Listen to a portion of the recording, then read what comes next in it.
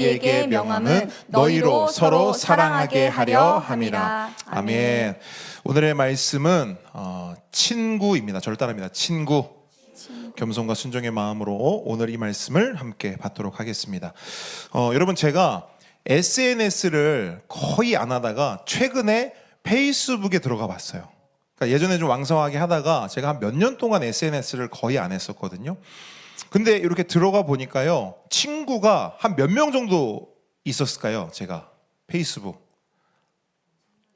엄청나게 한 3,000명 정도 되더라고요. 한 3,000명 정도가 되는데, 와, 놀랐어요. 미국에 사는 친구, 동남아 사는 친구, 아프리카 사는 친구까지 정말 다양한 친구가 있는 거예요. 친구 진짜 많죠. 근데 여러분, 그 3,000명 모두가 저의 진짜 친구일까요? 그렇진 않죠. 그렇진 않습니다. 그 중에서 제가 언제든지 편하게 아침이든 저녁이든 새벽이든 연락할 수 있는 사람은 몇 명 되지 않습니다. 뭘 말씀드리고 싶냐면, 현대사회는 역설적인 것 같아요. 참으로 역설적입니다. 뭐가 역설적이냐? 기술이 진짜 좋아져서요, 아프리카를 한 번도 가보지 않았는데 아프리카에 누가 있어요? 친구가 있어요. 동남아에 한 번도 가보지 않은 땅에 친구가 수십 명이 있는 거예요. 기술이 정말 발전했죠. 그래서 그 기술 덕분에 우리를, 온 세상을, 모든 사람을 그 어느 때보다도 촘촘하게 연결해 주었습니다. 하지만 사람들은 그 어느 때보다도 이걸 경험하고 있어요. 뭘 경험할까요? 외로움, 고독, 쓸쓸함. 요즘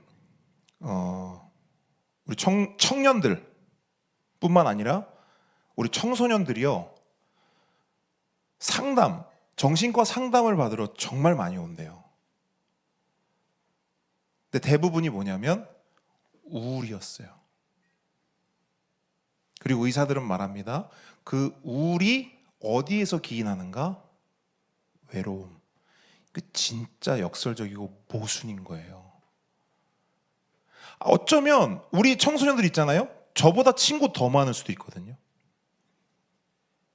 카톡에, 인스타에, 페이스북에 친구 진짜 많을 거거든요.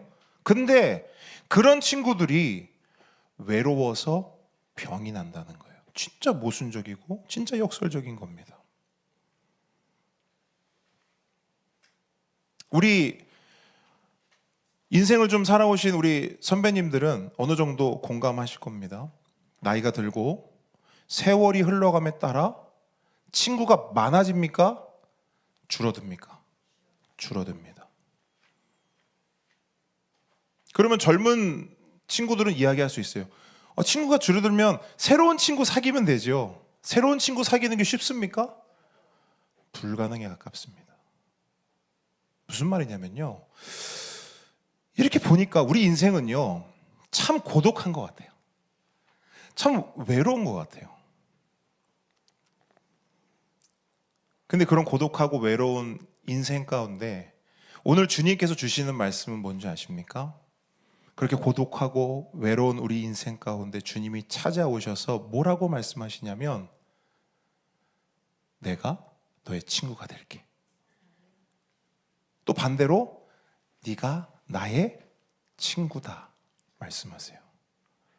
우리가 이 세상에서 단 한 번도 경험해 본 적 없는 그 놀라운 우정을 지금 예수님께서 우리에게 말씀하고 계시는 겁니다. 여러분, 오늘 이 말씀을 통해서 외롭고 고독한 우리의 인생이 진짜 친구이신 예수 그리스도와 만나길 주님의 이름으로 축원합니다. 그리고 그 친구와 함께 걸어가기를 축복합니다.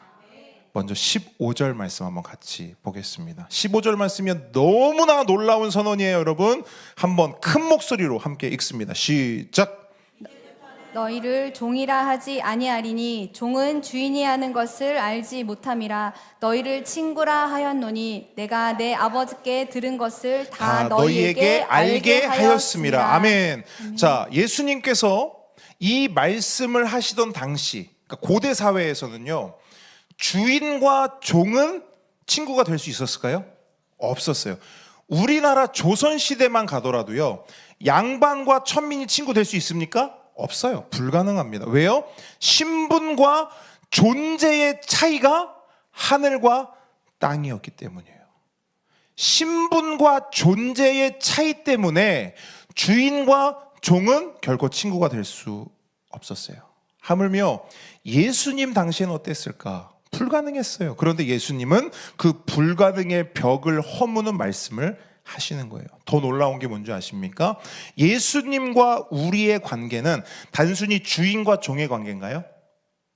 어떻죠? 예수님과 우리의 관계는 요한복음의 관점으로 보면, 성경의 관점으로 보면 뭐죠?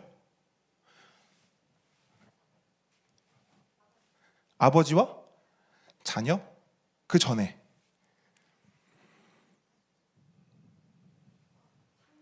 창조주와 피조물. 여러분, 이게 가장 기본 설정이잖아요. 예수님과 우리의 관계는 창조주와 피조물입니다. 그렇죠? 그러면 생각해 보십시오.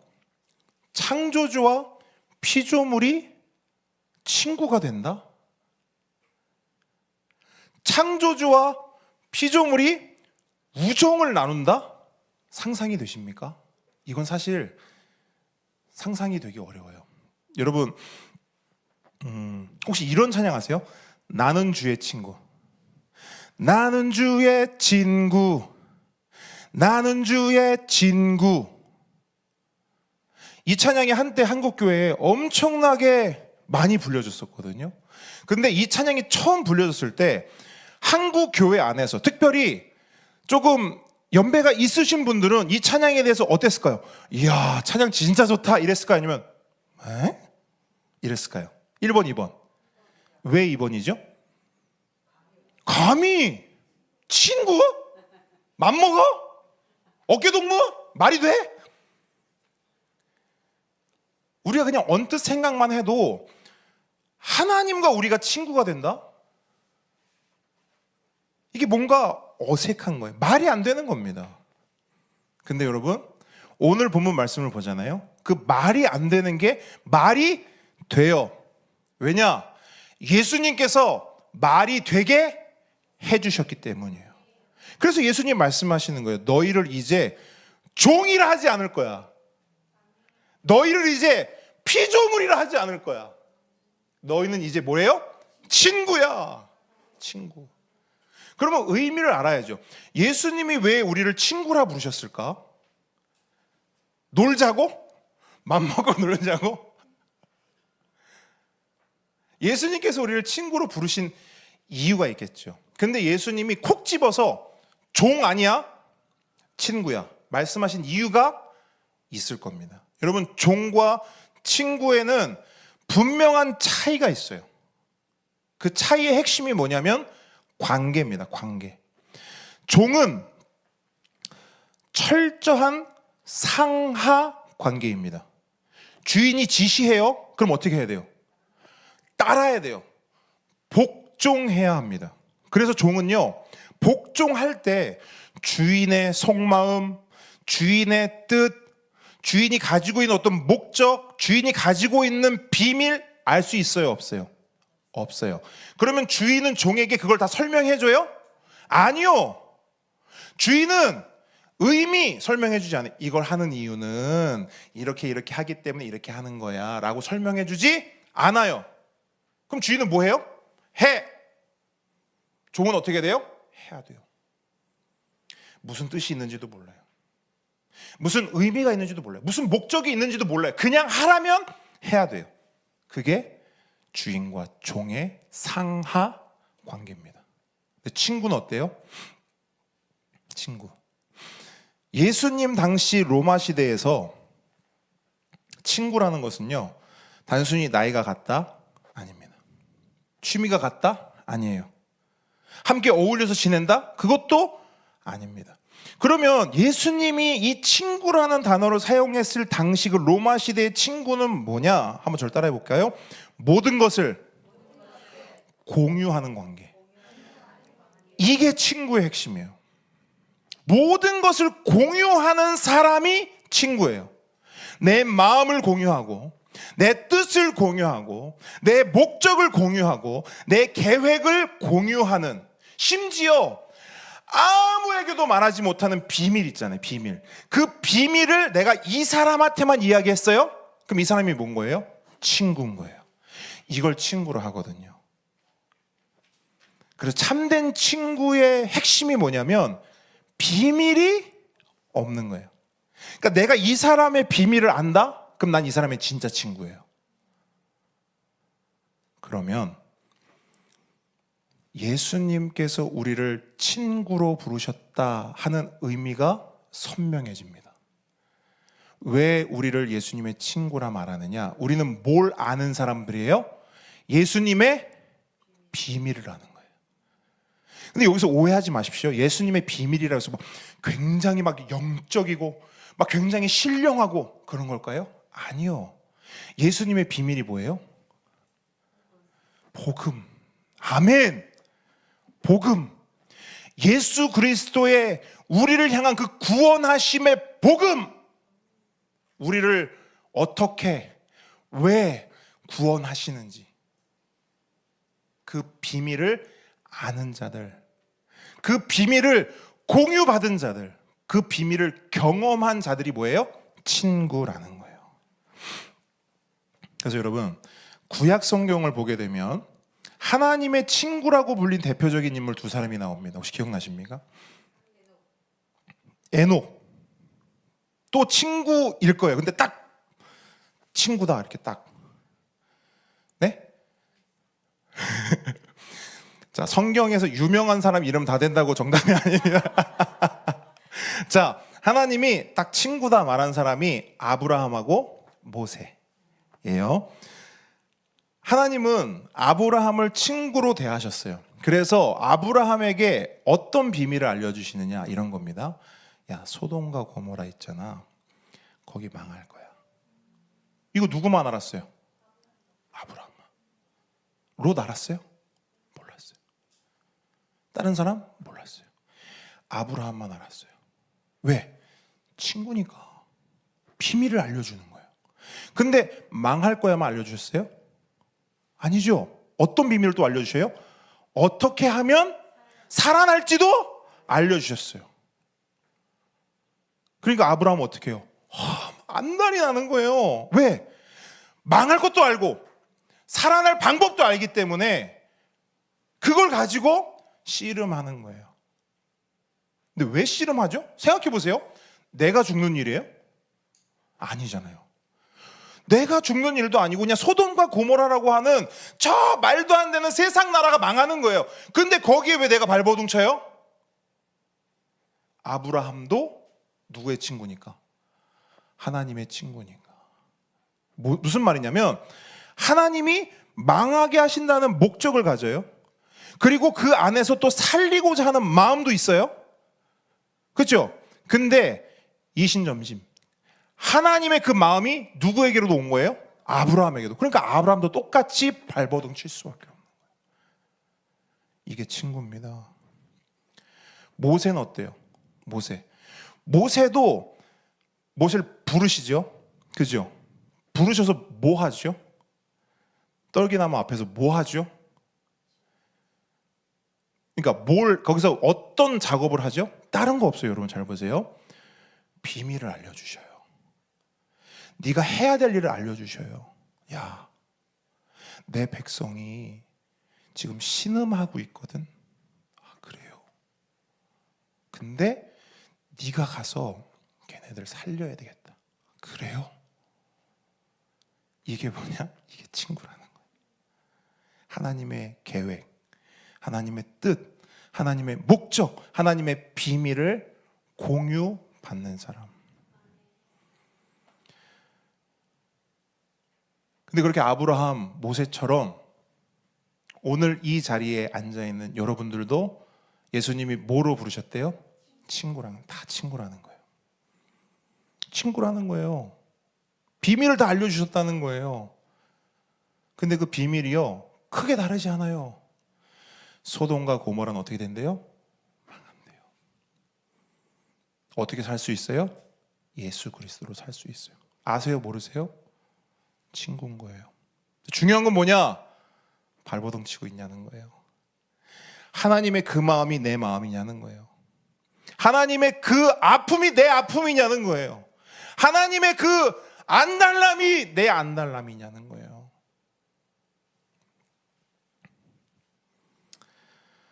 근데 여러분, 하나님께서, 예수님께서 우리를 이렇게 친구로 불러주셨잖아요. 근데 여러분, 그냥 불러주신 게 아니잖아요. 맞습니까? 그냥 불러주신 게 아니에요. 어떻게 예수님과 우리가 친구 사이가 됐을까? 어떻게 우정의 관계를 맺게 되었을까? 우리가 예수님이라는 멋진 친구를 찾아낸 겁니까? 어때요? 아니죠. 우리가 예수님과 친구 되기 위해서 막 애를 쓴 겁니까? 아니죠. 오늘 본문은 뭐라고 말씀하시냐면, 예수님이 우리를 친구 삼아 주시기 위해서 예수님이 뭐 하셨냐면, 야, 내가 너랑 친구하기 위해서 내가 대가를 치렀어. 이렇게 말씀하시거든요. 내가 너 친구 맺기 위해서 그냥 온 게 아니고 내가 너를 위해서, 너를 친구 삼기 위해서 내 모든 걸 줬어라고 예수님이 말씀하시거든요. 그 말씀이 어디냐면 13절이에요. 13절 말씀 함께 읽습니다. 시작. 이 친구를 위하여 자기 목숨을 버리면 이보다 더 큰 사랑이 없나니. 아멘. 아멘. 여러분, 저와 여러분은 이미 알고 있다시피 우리는 원래 사실은 예수님의 친구 될 자격이 있다 없다? 없어요. 조금 없는 게 아니라 아예 없어요. 아예 없어요. 그런데 어떻게 친구 되었는가? 자격 없는 우리를 위해 조금도 망설임 없이 예수님께서는 어디로 향하세요? 십자가로 향하세요. 온 우주를 다스리는 그 왕자에서 내려와 범죄자처럼 채찍을 맞으시고 침뱉음을 당하시고 심지어 하나님 아버지와 누리시던 그 영원한 사랑에서 끊어져 철저한 버림받음의 고통을 다 경험하셨어요.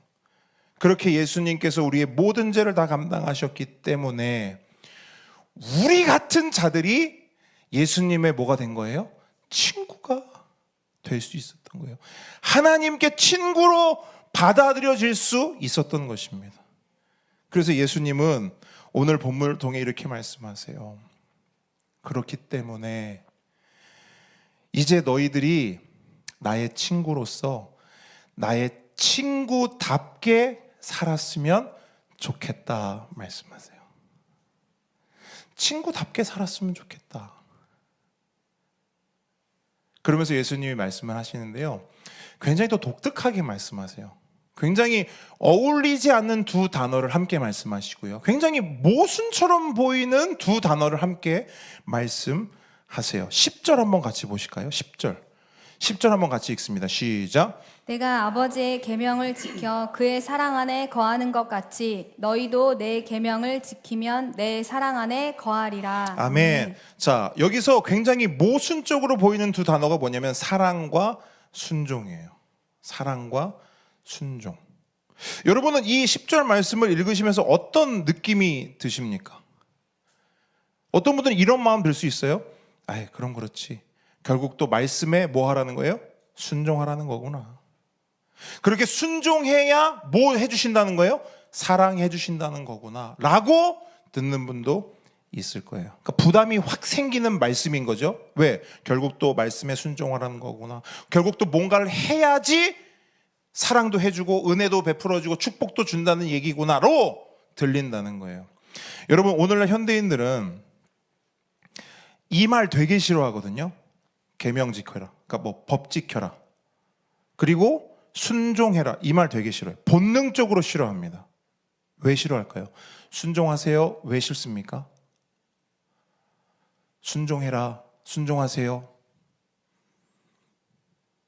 이 싫어하는 이유의 가장 핵심에는 뭐냐면, 누군가에게 내가 순종하잖아요. 그럼 나는 뭘 뺏기냐면 나의 자유를 빼앗긴다고 생각해요. 계명을 지키거나 말씀을 지키며 살아가면 내 뜻과 계획과 소견을 뭐 해야 한다고 생각해요? 포기해야 한다고 생각해요. 그래서 많은 사람들이 요즘에 뭐에 관심이 없냐면 종교에 관심이 없어요. 뭐 교회 다니고 기독교 이런 거 말고 종교 자체에 관심이 없어요. 왜요? 대부분의 종교는 뭘 요구하죠? 순종을 요구해요. 어떤 규율을 요구해요. 싫어해요. 그래서 종교 필요 없다고 말해요. 심지어 교회 안에 있는 사람들도 신앙생활을 하긴 해요. 교회를 다니긴 다녀요. 근데 어떻게 다니느냐? 한 발짝 의도적으로 살짝 빼고 다녀요. 발만 살짝 걸쳐둔단 말입니다. 교회는 다니는데 교회 안으로 쑥 들어오는 게 아니고, 이건 뭐 교회 안에 있는 것도 아니고 교회 밖에 있는 것도 아닌 채로 아주 애매한 상태로 신앙생활을 한단 말이에요. 이유는 하나, 구속받고 싶지 않은 거예요. 구속이 싫은 거예요. 순종하고 싶지 않은 거예요. 광고 때 말씀드렸지만 우리 말씀 식탁 소그룹 시작합니다. 그러면 자, 말씀 식탁 소그룹 합니다. 이거 필요한 겁니다. 중요한 겁니다. 우리가 살아나는 겁니다. 해요. 근데 여기서 반응하는 사람들의 반응을 한번 보세요. 보세요. 이 반응을 보면 알 수 있는 거예요. 여러분들 속에 뭔가를 한데, 그럼 거기에 드러나는 내 반응을 한번 보시란 말이에요. 너무 하고 싶다, 이런 반응이 있는지, 또 뭘 또 한다 그래, 이런 반응이 있는지. 기본적으로 우리는 뭐 어떤 사람이 아니라 우리 모두는 다 싫어해. 순종 싫어해요. 여러분, 우리 지금 예배 캠페인 하고 있죠? 4가지. 아마 이 중에는 저 4가지 아예 안 본 사람도 있을 거예요. 아예. 왠 줄 아세요? 저런 규율이 싫거든. 예배도 그냥 내 맘대로 드리고 싶지, 저거 관심 없거든.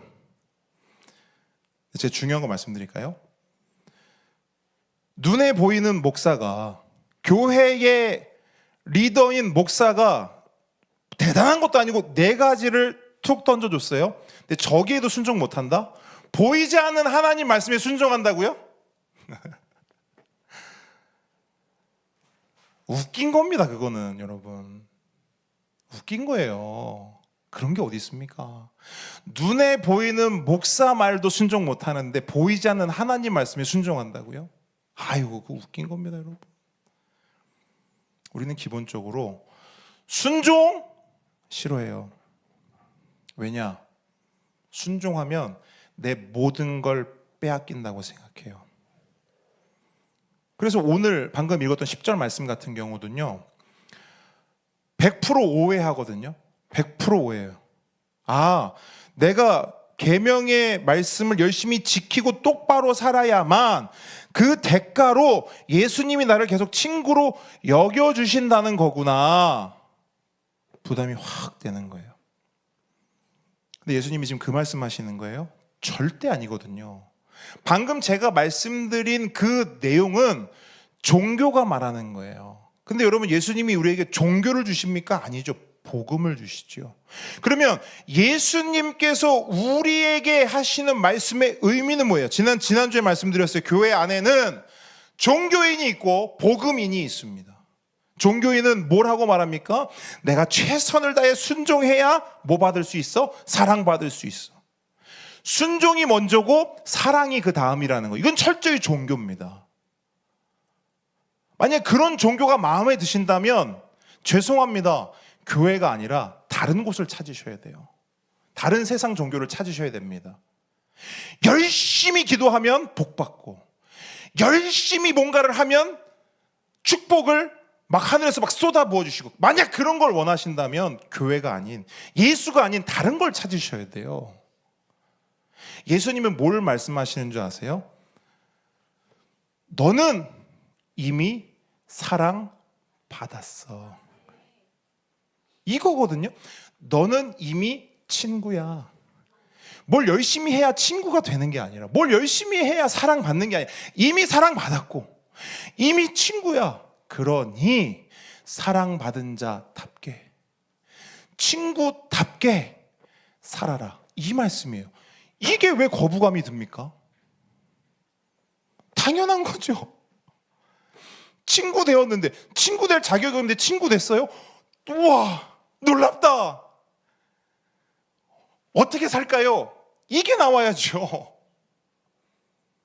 사랑받을 존재가 아닌데 사랑받았어. 야, 내가 이런 사랑을 받고 있다고? 뭐 할까요? 가 나와야죠. 절대로 이렇게 할래? 아이, 이렇게 하자. 아이, 말이 안 돼요.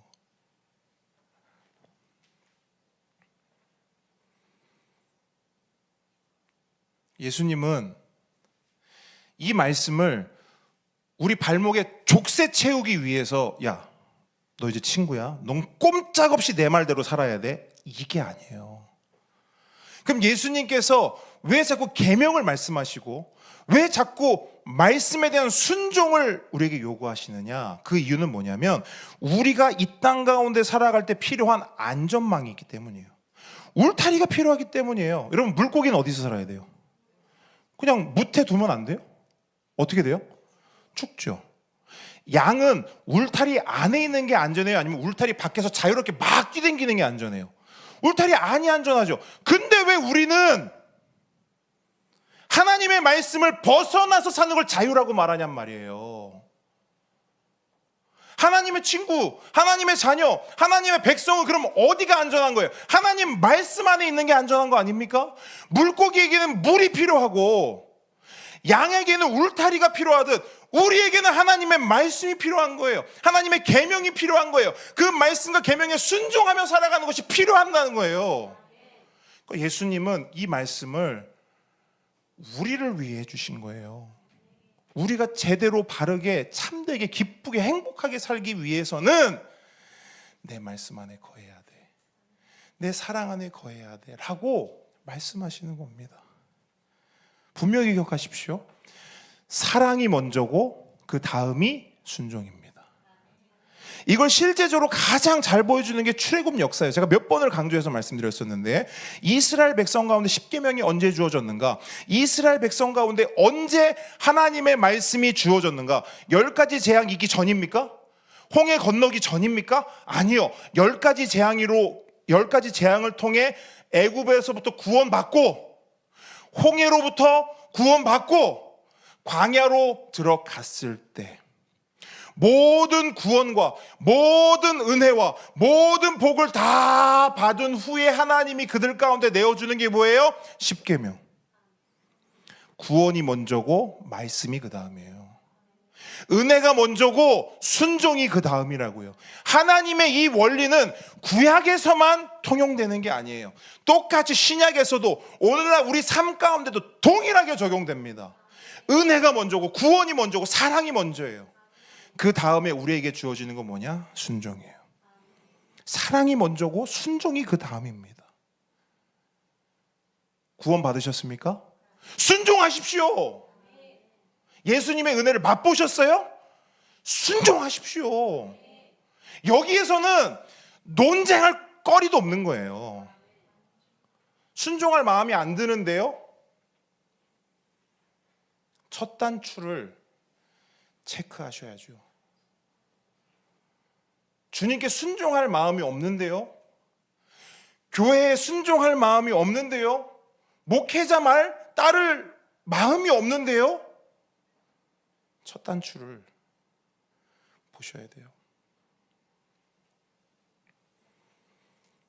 근데 여러분, 이 첫 단추가 끼워지잖아요. 놀라운 일이 일어납니다. 놀라운 일이 일어나요. 이 첫 단추, 이 사랑의 첫 단추, 은혜의 첫 단추, 구원의 첫 단추가 딱 끼워지면요, 신앙생활이 의무적이 될 수 없어요. 의무적이 될 수 없어요. 억지로 할 수 없어요. 말이 안 되는 거예요, 그거는. 그럼 어떻게 신앙생활을 하게 되는가? 첫 단추가 끼워지면 지금까지 우리 삶에 전혀 없었던 자유와 기쁨과 순종으로 주님 주신, 주님 맺게 하시는 그 열매를 맺으며 신앙생활을 하게 됩니다. 근데 오늘 본문을 보니까 그 열매의 핵심이 뭔지 아세요? 예수님은 뭐라고 말씀하시냐면 그게 사랑이래요. 사랑. 첫 단추가 딱 끼워지면, 그렇게 순종하며 살아가면 그 삶 가운데 어떤 열매가 맺혀지는가? 사랑이래요. 위로는 하나님 사랑, 옆으로는 이웃 사랑. 그게 십계명이잖아요. 놀랍지 않습니까? 구약에서 주어진 그 십계명은 결국 하나님 사랑, 이웃 사랑, 한 단어로 사랑이에요.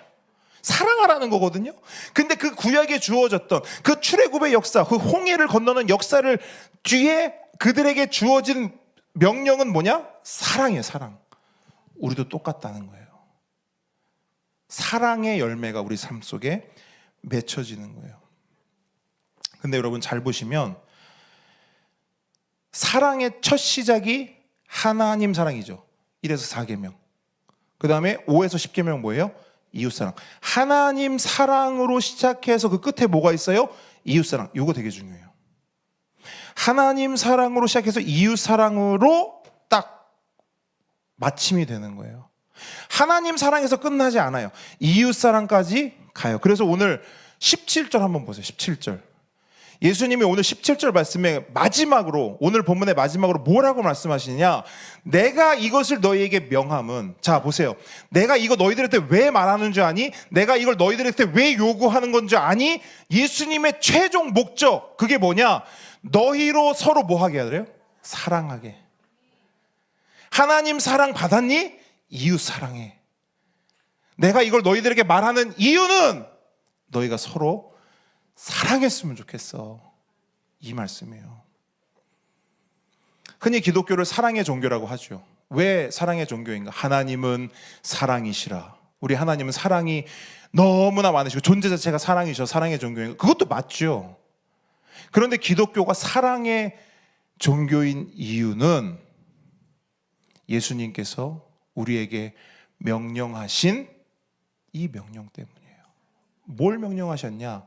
너희가 서로 사랑해라. 그래서 기독교, 교회는 뭐 하는 곳이냐? 사랑하는 곳이에요. 저를 따라합니다. 교회는 사랑하는 곳이다. 사랑하는 곳이에요. 하나님 사랑하고, 그렇죠? 예배, 이웃 사랑하고, 교제. 아멘이십니까? 그거 하는 데예요. 근데 여러분 어때요? 사랑하는 것이 쉬워요? 어려워요? 어렵죠. 왜 어렵냐? 왜 어렵냐? 내가 하려고 하기 때문이에요. 없는 사랑을 끄집어내서, 없는 사랑을 잡고 마치 물 하나 없는 지하수에서 펌프를 돌려서 길어 오르는 것처럼. 만약 여러분 한번 해보셨나요? 물이 없어요. 땅속에. 지하수가 말랐어요. 거기서 펌프를 대고 물을 올리면 어떻게 될까요? 온갖 잡음과 소음이 말도 못해요. 얼마나 속이 시끄러운지 몰라요. 없는 사랑을 끄집어내서 사랑하려고 하니 얼마나 괴롭고 고통스러운 일입니까? 지난주에 말씀드렸죠. 이게 뭐냐면 종교 노동이거든요. 사랑을 하라고는 하니 사랑은 해야겠는데 뭐가 없어요? 사랑이 없어요. 사실 이게 가장 큰 이유입니다. 그리고 또 하나가 있어요. 이건 좀 실제적이고 현실적인 부분인데 뭐냐면 우리는 사랑을 할 때 뭘로 하냐면 기준으로 해요. 내 기준. 내 기준을 딱 세워놓고 기준에 미달되면 어떻게 해요? 사랑해요? 안 하거든. 내 기준에 뭔가 그래도 사랑할 만하네 하면 뭐예요? 사랑해요. 근데 내 기준에 미치지 못하면 우리가 선택해서 내 기준에 맞춰서 사랑한다는 거예요. 그런데 예수님께서는 우리를 사랑하실 때 어떻게 사랑하시는 줄 아세요? 16절 한번 보시겠어요? 16절 상반절 보시면 너희가 나를 택한 것이 아니고 내가 너희를 어떻게 했대요? 택하여 세웠다. 예수님께서 우리를 택하여 택하여 세우셨대요. 근데 아까도 말씀드렸어요. 예수님이 우리를 택하여 세우셨을 때는 예수님이 어떤 기준을 세워놓고 이 기준에 통과한 사람만 선택했어요? 아니거든요. 우리 모두는 예수님의 그 기준이 만약 있었다면 거기 기준에 다 미달입니다. 사랑받을 수 없어요. 근데 예수님은 그런 기준이 아니라 은혜로 우리를 택하셨고, 은혜로 우리를 사랑해 주셨고, 은혜로 우리를 세워주신 줄 믿습니다. 그러니까 예수님이 우리에게 주신 사랑의 모범, 표본은 뭐냐면 기준이, 특별히 내 기준이 없는 거예요. 그러니까 내 기준이 없어지잖아요. 그럼 내 힘으로 쥐어짜는 사랑 하지 않아도 돼요. 오직 예수님의 사랑을 받은 자, 그래 나도 예수님의 기준 없는 오직 은혜로 그 사랑을 받았으니 나도 그 사랑을 흘려보내야지. 여러분, 이렇게 접근이 되어야만 우리도 사랑할 수 있습니다. 말씀을 맺겠습니다. 함께 오는 성도 여러분, 우리 중에는 이런 분이 있을 수 있어요. 뭐 목사님이 뭐라고 떠들든 성경에서 뭐라고 말하든 나는 사랑 같은 거에 아무 관심 없어. 슬프지만 이런 분이 있어요. 사랑? 받는 것도 싫고 하는 것도 싫어. 받는 것도 불편하고 하는 것도 불편해. 이런 사람들이 있습니다. 이런 사람들 뭐라고 하냐면 가여운 인생이라고 해요. 가엽다. 가엽다.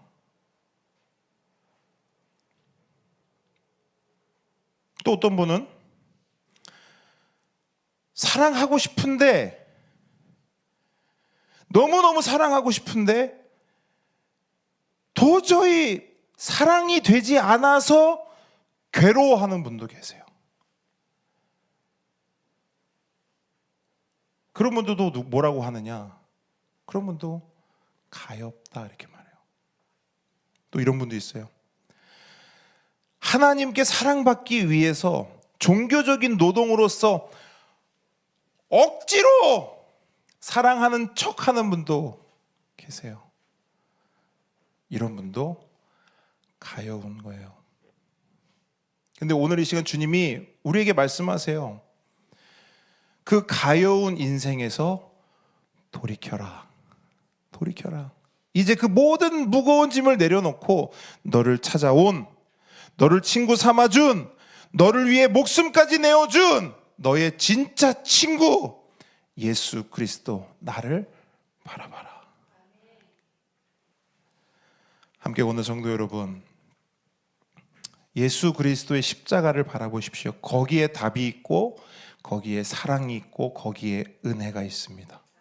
이번 한 주간 그 은혜와 사랑을 온전히 붙잡고 예수 그리스도의 사랑으로 충만해져서 내가 그 사랑을 흘려보내는 그런 사랑의 통로 되길 우리 주님의 이름으로, 우리 예수 그리스도의 이름으로 축원합니다. 우리 함께 기도하기 원합니다. 여러분, 받은 말씀 위에서